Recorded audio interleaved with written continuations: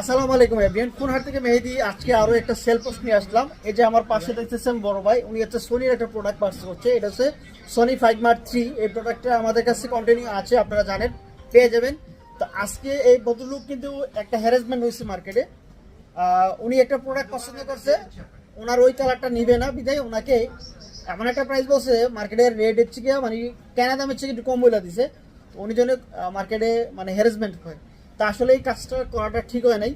আর এটা বর্তমানে বাজার মূল্য হচ্ছে 20,500 টাকা বা 20,000 টাকায়। তো সর্বসাফল্য হয়তো যদি কেউ একেবারেই কমে দেয় তাহলে 19,500 টাকা নিচে পাবে না। ওনাকে এমন একটা রেট বলে দিছে, উনি প্রায় মনে হয় 30 থেকে 40টা দোকানে গেছে, অনেক দোকানে কথা মার্কেটিং হয়ে গেছে। তো যাই হোক, ভাইয়ের ওই বিষয়টাও না। তো আসলে ভুল ইনফরমেশন দিলে যা হয় আর কি।